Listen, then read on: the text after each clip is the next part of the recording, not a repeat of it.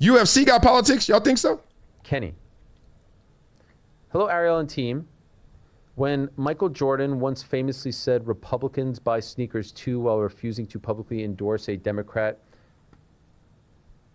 Oh, I said, no, okay, I added a question there. He's just saying Michael Jordan once famously said that, which is true.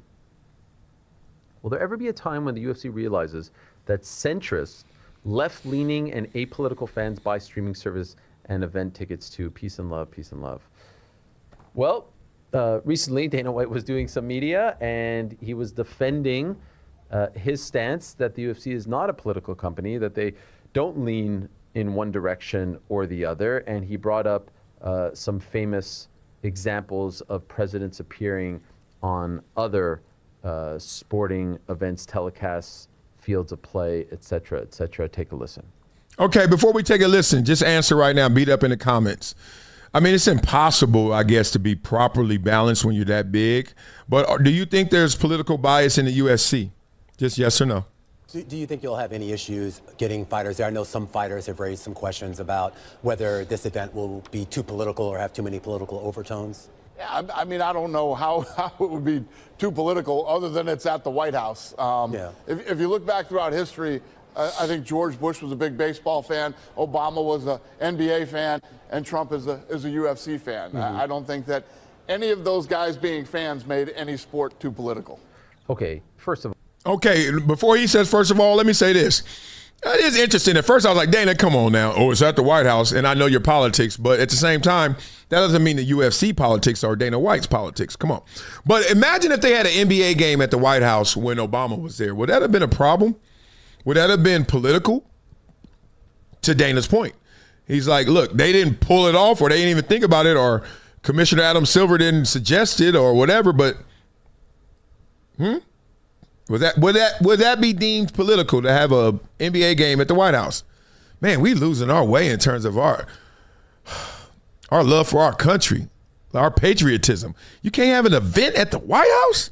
All right. First of all, what? Well, and again, who knows what he truly believes, but it is naive to say, like, right now, you know, this presidency and the president's home, they're lightning rods. All right, so you can't compare it to 20, 30 years ago.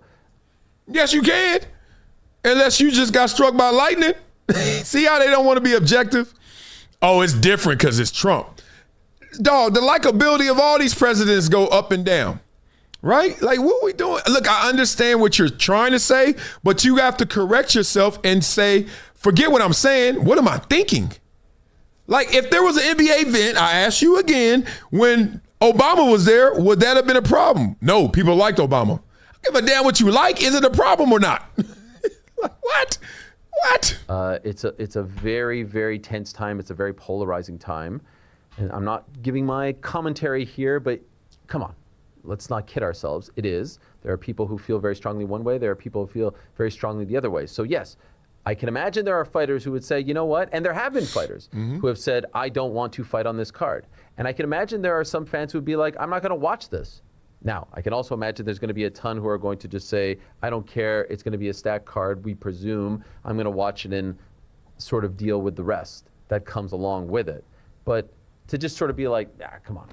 You know, other than the fact that it's at the White House, no, that's a symbol for a lot of things that make people feel one way or the other. This is my issue when politics get emotional, is that your feelings supersede your logic. And this is why I'm very interested in politics now. And I wasn't, and my wife was really into it.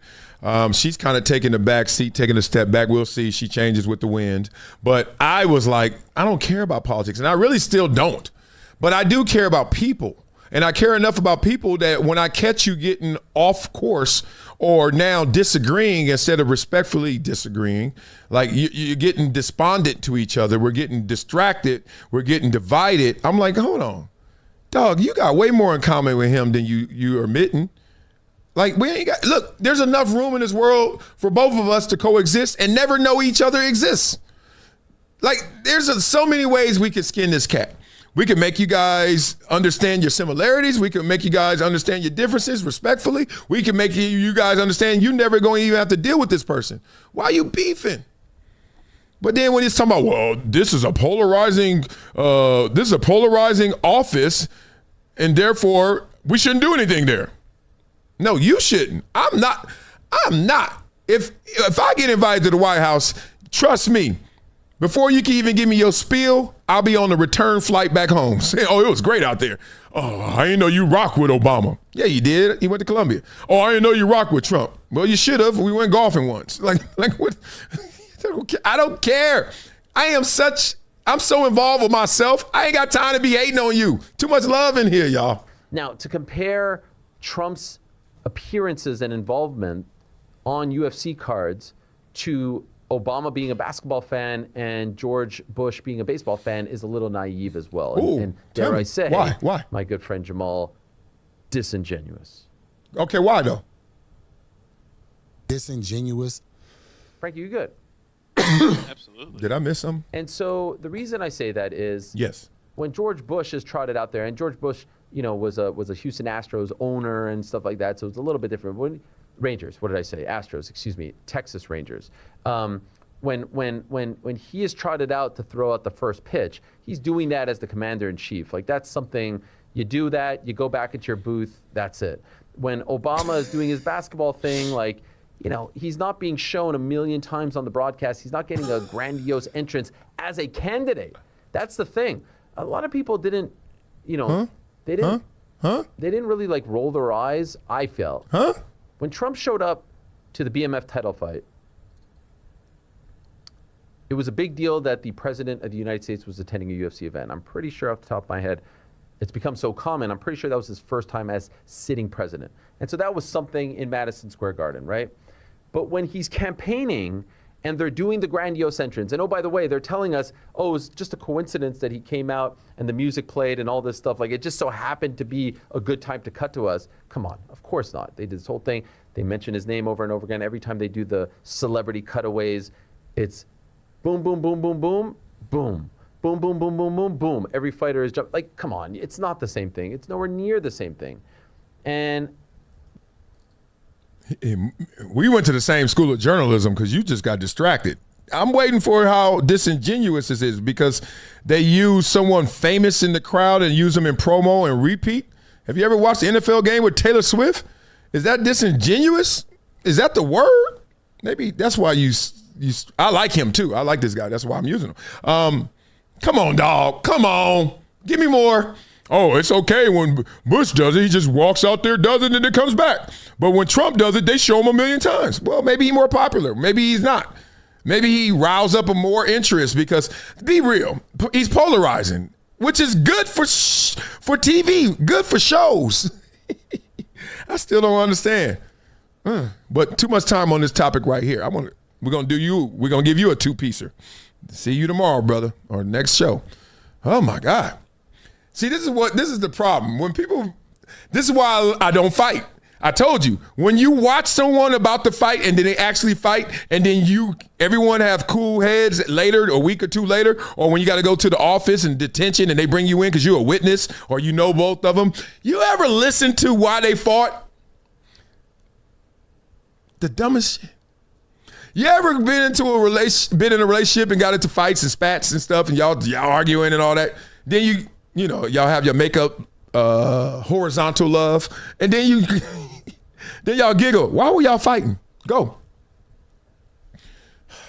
I swear it's just a lot of emotionally fragile aunties behaviors out here. It's crazy. Let me put you on to something that's part of my daily routine now. VINIA, not a powder, not a pill. It's the Daily Chews 2X formula. And yeah, they taste good too. It's plant-based. No stimulants, no crash, no jitters, no banned substances, no junk. It's Informed Sports certified. Just something that actually delivers. Link in description, vinia.com/Marcellus. Discount code Marcellus10 for a 10% discount. Wow. It's been a decade plus that I knew that this day was going to come. Oh, this is not hyperbole here.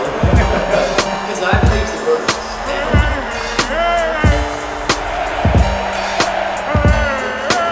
Time to hydrate. Hydration's the situation, so.